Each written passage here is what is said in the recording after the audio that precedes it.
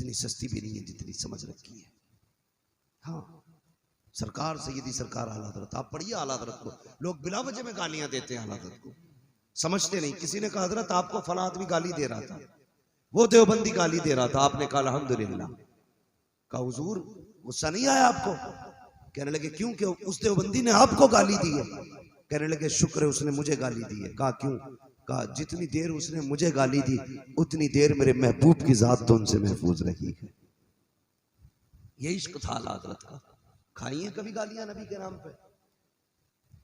नहीं, बदलो अपने आप को, तरीके बदलो अपने। और याद रखिएगा, जहां कुरान को तजवीद के साथ पढ़ना हमारी नमाजों के लिए जरूरी है, कंजुल ईमान के साथ पढ़ना हमारे अकीदे के लिए जरूरी है। ये भी जहन में बात है। कई जगह तर्जुमे देखे मैंने, बुल्लन शाह तुल्लन शाह फलाने शाह, ये तर्जुमे ला के रखती है। याद रखना, जन्नत में जाना है ना तो कंजुल ईमान पढ़ा करो। और किसी भी बद मजहब का तर्जुमा मत लेके आना, इसलिए कि वो तुम्हें जहन्नम में ले जाएगा। आला हजरत का कंजुल ईमान तुम्हें जन्नत में लेके जाएगा। अगर मैं मिसालें देने लगूं ना कहां कहां गलतियां की तो बड़ा वक्त लगेगा। बस इतना बता देना काफी है कि अगर जन्नत में जाना है तो मसलक आला हजरत पे मजबूती से कायम रहना। रहेंगे इंशाअल्लाह। सारे बोलो, दावत तो नहीं मार देते हो कभी कभार, कभी छठे चवा से खाइए एक बार। अरे वहाबियों में दावत खाइए एक बार। देखियो कौन नहीं बोल रहा, खाइए दावत। रिश्ते हैं उनमें, उनकी लड़की है तुम्हारे घर, तुम्हारी उनके घर। अजीब मसला, लोग कहते दे नहीं सकते ले तो सकते। हाँ, ये बहुत ज्यादा। हाँ, ये दो तो एक जाती है, लाओ तो परिवार चला जाता। होश में रहा करो। हाँ, पूरा परिवार चला जाता है। इसलिए मसला के आला हज़रत की पाबंदी जरूरी है। और कंजुल ईमान तर्जुमे के साथ पढ़ा करें। ये जो तंजीम कायम की गई है, जिम्मेदारी है सारी कौम कुरान की तरफ पलटे, आए कुरान की तरफ। मैंने ऐसे ऐसे नसीब वाले कारी देखे हैं, ऐसे ऐसे नसीब वाले कारी देखे हैं जिनकी आखिरी सांसों में उनके लबों पे कुरान की सूरतें थी। हाँ, कुरान की सूरतें थी। और एक बात बता दूं नौजवानों, लीड तो अक्सर लगाते हैं ना, शायद हो सकता है कई लोगों के गलों में तो अब भी वो पट्टा पड़ा हो। कई लोग हर वक्त लगाए घूम रहे, गाने चल रहा, मर गया। मैं कहता हूं कि फरमाया गया जो जिस तरह दुनिया से जाएगा उसी तरह कयामत में उठाया जाएगा। गाने सुनते मरे, अंजाम सोच लीजिए। डांस करते मरे, अंजाम हार्ट अटैक बहुत जल्दी आ रहे हैं आजकल। जी बहुत जी, 40 साल की कैद आ रही है। जी हाँ, 37 साल में भी हो गया। जी 22 साल में भी आ रहा। डांस कर रहा था लल्ला की शादी में, गिरा पड़ा, खत्म, बुझ गए चने, खत्म हो गए, खुशियां खत्म। बहुत गौर से मेरी बात सुनना जो मैं कहना चाह रहा हूं। जो जिस हाल में मरेगा उसी हाल में आप क्या चाहते हो, आप किस हाल में उठो। हमारी तमन्ना तो ये है या तो नात पढ़ते उठाए जाएं या कुरान पढ़ते उठाए जाएं। यही है ना सबकी तमन्ना। ये कब पूरी होगी? जब ये जो हर वक्त कान में लगी रहती है ना, तो कुरान लगा लिया करो। जी माशाअल्लाह माशाअल्लाह, कुरान लगा लिया करो, बहुत अच्छा। कई घरों से तो लगता ही नहीं कई मुसलमानों का घर है। फजर की हुई, नाश्ता करा, धमक धमक चालू, कूद रहे बच्चे भी औरतें भी। क्या हो रहा है कि सुबह हो गई है, गाने बजाए जा रहे हैं। खुदा के बंदो, आज फरिश्ते वो घर ढूंढते हैं जिन घरों में फजर के बाद कुरान की तलावत की आवाजें आती थी। आज उन चेहरों को तलाश करते हैं फरिश्ते जिन चेहरों पे कुरान के रंग हुआ करते थे। उन लबों को तलाश करते हैं फरिश्ते जिनके मुंहों से कुरान की खुशबू आया करती थी। आज फरिश्ते आते हैं, आकर लौट जाया करते हैं। कोई कुरान पढ़ने वाला नजर नहीं आता है। और तुम्हें खुदा का वास्ता, आदि बन जाओ कुरान के, आदि बन जाओ नातों के, आदि बन जाओ सजदों के। क्या ही अच्छा होगा हमारा इंतकाल सजदे में हो, हमारा इंतकाल तिलावत में हो, हमारा इंतकाल नात पढ़ते पढ़ते हो जाए। खुदा की कसम तुमने नहीं देखा जो इश्क जिससे करता है उसी हाल में दुनिया से जाया जाता है। एक जनाजा तुम्हारे बरेली से उठा था जिसको दुनिया ताज शरिया कहती है, किस हाल में गया था? फजर का असर का असर के बाद का वक्त था, असर पढ़ चुके थे, मगरिब की तैयारी थी, वुजू कर चुके थे। पूछो इन उलमा से जो नमाज के इंतजार में बैठ जाता है, गोया वो नमाज की हालत में आ जाता है। मेरा मुर्शिद सैयदी सरकार ताज शरिया मगरिब की नमाज के लिए वुजू करके बैठे हैं, नमाज का इंतजार, गोया हालत नमाज में है। इधर अजान शुरू हुई है, उधर मलकुल मौत ने अपना काम किया है। इधर अजान मुकम्मल, उधर काम मुकम्मल, मगर बेबसी की मौत नहीं गया, वो बेबसी की जिंदगी नहीं जिया, बल्कि ऐलान करके गया था अख्तरे कादरी खुल्द में चल दिया, खुल्द बागे गरे कादरी के। नारे तकबीर, नारे रिसालत, मसल के आला हजरत, बस्ती बस्ती करिया करिया। ये कुरान वाले लोग हैं। हाँ, ये कुरान वाले लोग हैं। और फिर ये साबित भी किया तुम जन्नती कैसे हो। कई घंटों के बाद दफन किया गया, मगर जनाजे की खुशबू बता रही थी जमीन मैली नहीं होती, जमन मैला नहीं होता, मोहम्मद के गुलामों का कफन मैला नहीं होता। ये जन्नतियों की पहचान है। इसलिए मेरी गुजारिश है कुरान वाले बनो। अल्लाह करे कुरान पढ़ते पढ़ते मर जाओ, कुरान सुनते सुनते मर जाओ, कयामत में उठाए जाओ, तुम्हारे लबों पे सूरे यासीन हो, तुम्हारे लबों पे सूरे रहमान हो, तुम्हारे लबों पे सूरे मुल्क हो। तुम उठाए जाओ तो तुम सूरे वाकया पढ़ रहे हो। ऐसी हालत में मरो। जन्नत में सारे जाना चाहते हैं तो कुरान की पाबंदी करें। कुरान वो है जो कब्र में आएगा, सवालों में काम आएगा। जब कब्र में फिर सवाल का मामला निबट जाएगा, कुरान तुम्हें लिटा के कहेगा सो जा, अब कयामत में मुलाकात होगी। फिर यही कुरान तुम्हें कयामत में मिलेगा जिसको सुबह शाम पढ़ोगे। ये आएगा पुलसिरात पे, जब डर रखे होगे हाथ पकड़ेगा, पुलसिरात पार कराएगा, अमल तो ले जाएंगे, मीजान पे खड़ा होगा। जब हौज़े कौसर की बारी आएगी, वहां सिफारिश करके तुम्हें हौज़े कौसर के जाम पिलवाएगा। उस वक्त तक कुरान तुम्हारा साथ नहीं छोड़ेगा, जब तक तुम्हें जन्नत तक नहीं पहुंचा देगा। मैंने पहले कहा था अगर कब्र का सच्चा साथी कोई है तो कुरान है, कुरान है। अपने बच्चों को कुरान पढ़ाओ, इन्हें कुरान की आयतें सिखाओ, इन्हें दीन सिखाओ, इन्हें इस्लाम सिखाओ। कुत्ता बिल्ली तुम्हारी मर्जी है, लेकिन कुरान सिखाना ये मुस्तफा की मर्जी है।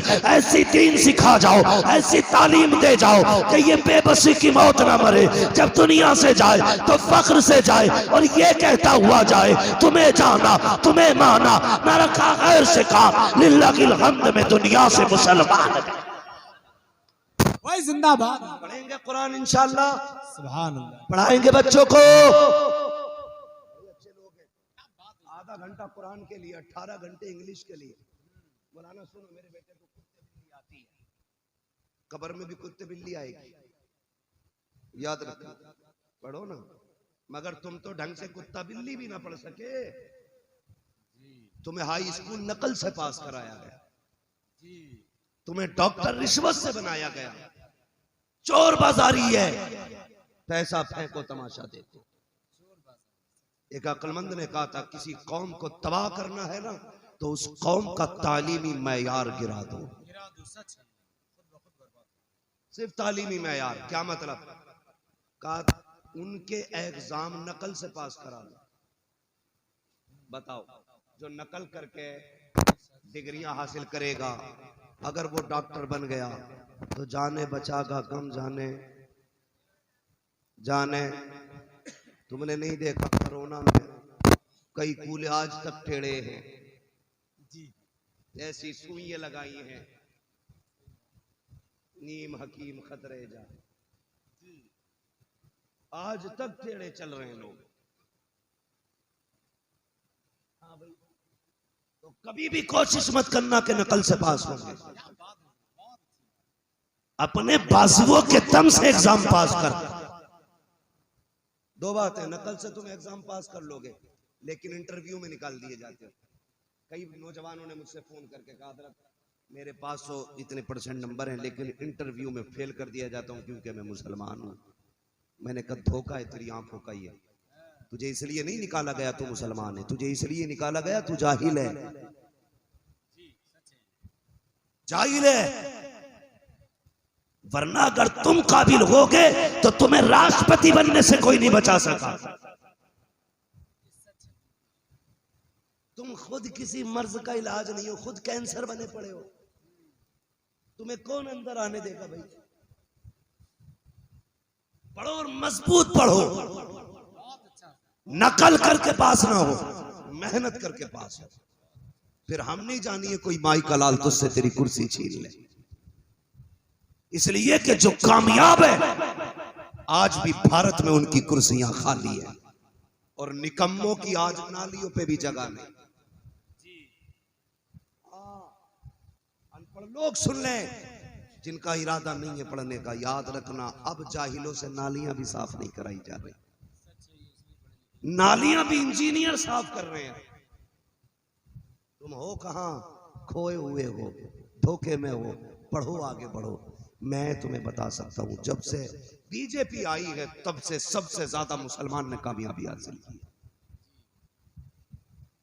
देखो रिकॉर्ड उठा करके 5 साल पहले तुम कितने पास होते। तुम्हें सियासत में, अबे तुम हुकूमत करने, सियासत करने नहीं आए थे, तुम हुकूमत करने आए थे। चमचागिरी मत करो, छोड़ दो फैसले हुकूमतों पे इलेक्शन के, तू अपना फैसला कर। सारे फैसले अपनी जगह, हुजूर की गुलामी का फैसला अपनी जगह है। अटल हो जाओ हुजूर के नाम पे, इकट्ठे हो जाओ, फिर हम नहीं जानिए कोई तुम्हारा कुछ बिगाड़ ले। लेकिन जानते हो जितने मुसलमान जेलों में, सबके खिलाफ मुसलमानों ने मुकदमे किए। 30% गैर मुस्लिमों के मुकदमे नहीं तुम पे, 70-80% मुसलमानों के मुकदमे मुसलमानों के खिलाफ। इस पे तो रोक लगा लो, ये मुकदमे तो कम कर लो। ये नाक के चक्कर में तुमने गले काट दिए, नस्लें तबाह हो गई तुम्हारी। हाँ, बचाओ अपने आप को और अपने बच्चों को बचाओ, अपनी कौमों को बचाओ। कोई भी फैसला करने से पहले अपना फ्यूचर देखा करो, अपना मुस्तकबिल देखा करो। सिर्फ एक मकाम ऐसा है जहां माजी और मुस्तकबिल नहीं देखना है, वहां तो कर गुजरना है, और वो मकाम सिर्फ मोहम्मद मुस्तफा की अजमत का मकाम है। वहां कुछ नहीं देखना, वहां सिर्फ हुजूर की जात देखनी है। बाकी सारे फैसले सोच समझ के करने। ये फैसला सोच समझ के नहीं करना है, यहाँ तो बस मामला हर्फ आखिर ये है, जान है इश्क मुस्तफा, रोज फजू करे खुदा, जिसको हो दर्द का मजा नाज़े दवा उठाए क्यों। तो पक्के मुसलमान बनिए। सारे मुसलमान है ना, बकरीद में सबने बोटी तोड़ी है। अल्लाह का करम है, कई लोगों का गोश्त तो मुहर्रम के हलवे चलेगा कि नहीं। बोटियां खुद कहने लगती है, अल्लाह के बंदे अब निकाल ले, अकड़ गई। मगर ये कहता 3 दिन और रुक जा, मुहर्रम आने वाला है। वो गल जाती है तो छोटी छोटी बोटी करके हलीम में डाल कर कहता है। एक दिन मुझसे कह रहा, मौलाना पता गोश्त कौन सा है? मैंने कौन सा? बकरा ईद का। ये हमारी कौम के हालात। अब बताओ, इन्हें अब्बासी गोश्त खाने का नुकसान बताऊं या ताजा सब्जी खाने के फायदे बताऊं? क्या क्या करें, एक हंगामे महशर हो तो भूलूं उसको, सैकड़ों बातों का रह रह के ख्याल आता है। आज तो सिर्फ एक काम करना है, कुरान से वफा का अहद करना है। कुरान से प्यार करेंगे, जिन्हें नहीं आता कुरान में उठा के चूम ही लिया करो। मौका मिल जाए तो पाक साफ होके खोल के बैठ जाया करो, और वक्त मिल जाए तो कुरान आके पढ़ लिया करो, पढ़ लिया करो कुरान। हाँ, कुरान पढ़ने वालों की तादाद तो मुहर्रम नहीं, तीजों के चने में सारी कुरान वाले लगते हैं। मौलाना बिलाल घर के यहाँ का मदरसा पूरा भर जाता, चनों में लोग कम, कुरान में ज्यादा। और बाकी पूछ लो किसे कुरान आता तो गायब। इसलिए चनों वाले दिन कुरान में ज्यादा बैठते कि उधर डबल हिस्सा मिलता। खाली चने पढ़ने में सिंगल, तो डबल में कुरान पारा लिख पड़े। हाफिज इतनी जल्दी पारा पूरा नहीं करता, इतने पलट के दे देता होगी। तो ये ना करें, धोखा ना दें किसी को भी।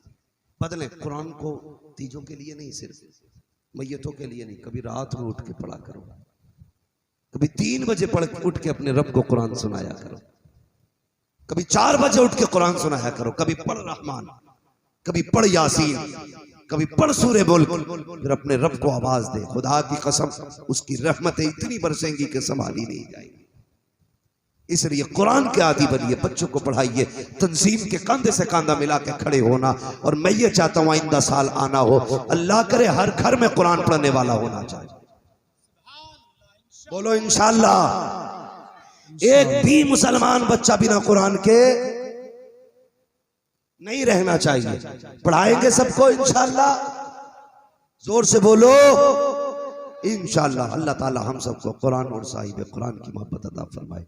हम सबको मरने से पहले कुरान और उसके अहकाम पर अमल करने की तौफीक अता फरमाए।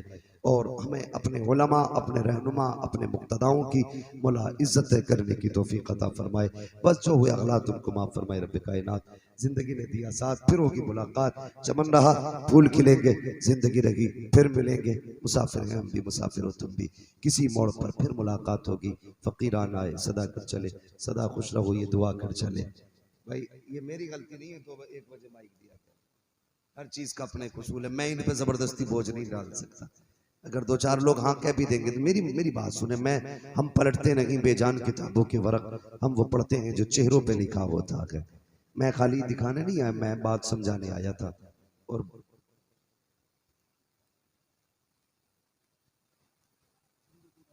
भाई मेरी बात सुने, थोड़ा सा मेहरबानी किया करें। अगर तकरीर करानी हुआ करे थोड़ा टाइम से नंबर दे दिया करें।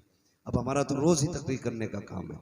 अगर हमें एक ही दिन 4 बजे नंबर लगेगा तो अगले दिन की तकरीर कौन करेगा? तुम्हारे मदरसे का सदर, वो सॉरी तुम्हारे जलसे का सदर कौन जाएगा वहां पे? नहीं जा पाएगा ना, हम ही बोलना कल। तो थोड़ी मेहरबानी किया करें, थोड़ा सही वक्त में गुफ्तगू कर लिया करें। ये फितरत है, जब नींद आने लगती है तो बाप की भी बात नहीं।